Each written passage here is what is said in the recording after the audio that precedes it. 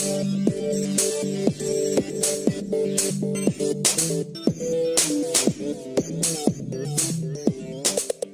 Joel, please tell me about GlobalMed and its connection to telehealth. What role does the company play? Okay, very good.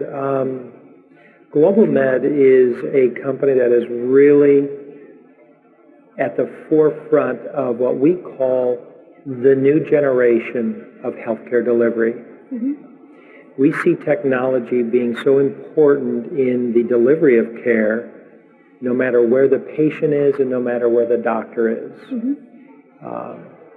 If I were to look back just only a few years ago, when the VA was providing care only through their 154 hospitals, veterans had to travel sometimes hundreds of miles to actually get care, mm-hmm. to be seen by a doctor for 10 minutes or 15 minutes for primary care or a specialty situation. Today, the VA has 851 operating community-based outpatient centers around the U.S., all the way to Guam, and also in the Virgin Islands, Puerto Rico, any of their territories, any of the U.S. territories and the U.S., they provide care to their patients. That program has been so successful, Bernie, that they literally have eliminated the copay for veterans, mm-hmm. when seen through the technology. And how, you brought up this particular example because GlobalMed is obviously involved in this.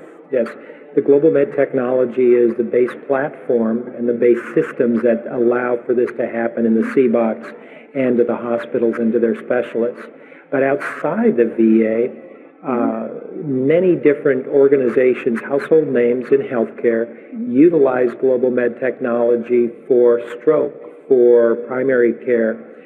So whether it's a Mayo Clinic that has us in 15 sites, mm-hmm. or if it's UPMC that uses us in an ophthalmology program, and others inside the U.S., but also outside the U.S., throughout Latin America, Southeast Asia, Europe, and Africa, we put in systems that allow, again, the new generation of healthcare delivery where the doctor and the patient aren't necessarily in the same place at the same time, mm-hmm. but yet quality care is delivered, lowering the cost by providing care with the doctor not having to travel and without the patient having to travel, improving the outcomes because that access is delivered at the right time. So this is happening today. Yes, ma'am. And I'm wondering if you've perhaps taken a look at, say, 10 years from now, how this might evolve. Well, I have said for a number of years that as my youngest child gets into junior high, and he's now 8 years old, that if in fact he complains to my wife that he has a sore throat, mm-hmm. shouldn't go to school today, my wife will pull out her smartphone, literally put it and face it into his mouth as he opens up, get those images, push a button, talk to the school nurse or a nurse that may be provided to several schools at a call center. Mm-hmm. And the nurse will look at my son's throat, look at his temperature, look at other parts of his well-being at that point in time, and tell my wife, you know what, I think you need to keep him home because we don't want to bring him to school. That's great. And we literally, let me see, once Dr. Gonzalez is his pediatrician, and she hits a button on her smart device or her laptop, sending those images and her consultation to his pediatrician, and she may say, pick up a prescription at your local pharmacy. So that's where I see it going. We'll be much more connected even than we are today. Absolutely. Much more. Yeah. Absolutely. That's happening right now. You just saw yesterday here at the show that the DoD won a very prestigious award for providing this type of technology for sexual abuse and having all those algorithms built into a smart device that allow a patient or someone that has been in a horrible situation to get care immediately or when they really desire to have counseling. So I'm wondering, as you imagine this 10 years from now, just now, how do you see GlobalMed fitting into this? Well, today as a company, we provide care literally before you get to an urgent care or an emergency room. Inside the emergency room or urgent care, we have our technologies. Inside the hospital, we have our technologies. We have it in the skilled nursing facilities and also the long-term care.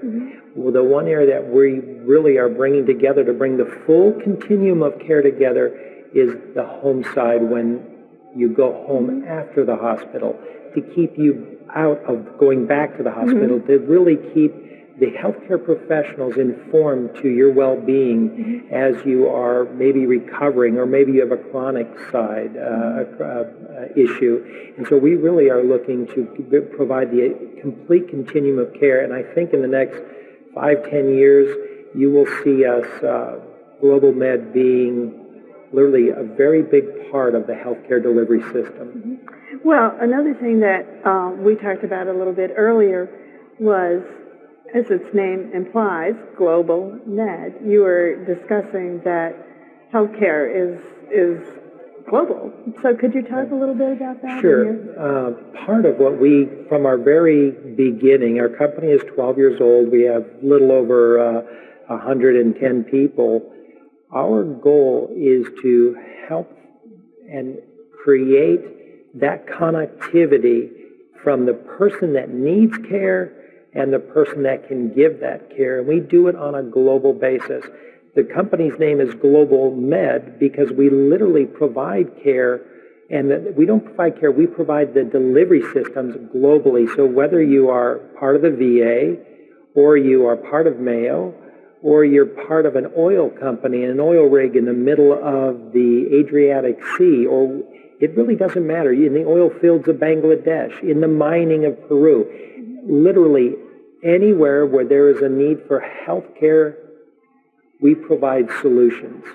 And so I was sharing with you before we went on camera just the fact that we'll talk to investors, we'll talk to other companies in the space, and they really are focused on the U.S. market, what the U.S. market can bring. And we've never really looked strictly at the U.S. market. We believe that healthcare is a global issue, and it is. And we go out and we seek out and we provide solutions to all these different entities around the world because it is a global issue. Well, I know you work hard to make this happen, you and your company do. If you had one wish to think about one thing that would move that goal forward, what would help? I think in the U.S. and even outside, the regulatory environment can be very challenging.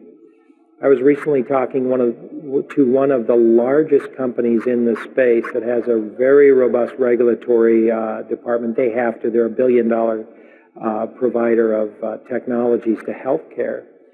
And one of the things that they shared with me about a lot of the companies in telemedicine is that they don't take the regulatory side seriously. They don't have the right certifications here in the U.S. nor outside for HIPAA and high tech, for FDA, for ISO. And so as a company, GlobalMed, we are ISO 13485 certified. That's a medical device manufacturer. So everything that we do has process. For FDA, we have many different 510Ks for all of our products. For HIPAA and high tech, we have complete coverage on our systems to make sure that the customer is well protected, not only here in the U.S., but globally. And I think that is a big challenge for small companies. Yesterday in the keynote, I shared that there are so many small companies here within ATA, and they have great innovation. A lot of them have wonderful innovation, and they have to take FDA seriously. They have to take Invisa in Brazil. They have to take Cofifreeze in Mexico. They have to take these very serious if they want to get their products to market. And it can be daunting, and it can be very expensive. The other part is the device tax. So as a medical device company, on our top line, 2.3% of our top line, we have to pay to the federal government. Now that, for a company of our size, is a lot of money, and it can be egregious in some respects. the small companies that don't make a lot of money, or they're not even in profitability yet. Can you imagine adding another 2.5%, 2.3% on the top line that they have to write a check because they sold some of their first products? I think that's a real challenge, and I hope that our legislature at least looks at the small companies that are pre-profits to give them a chance. Now, we're past that zone, and so we pay and happily pay. And bear with it. And bear with it. But I think it's over egregious to the small companies that are still not in profitability. Yeah, so it's something that you figure they should look at least, or reconsider. I hope Congress looks at that, yes. Okay, any final words that perhaps I haven't asked you about that you would like to comment on? I'll just say that I read your information online religiously, and I thank you for what you're doing to just broaden the awareness of what's happening IT-wise within healthcare. So thank you. All right, I appreciate it. Thank you very much. Thank you.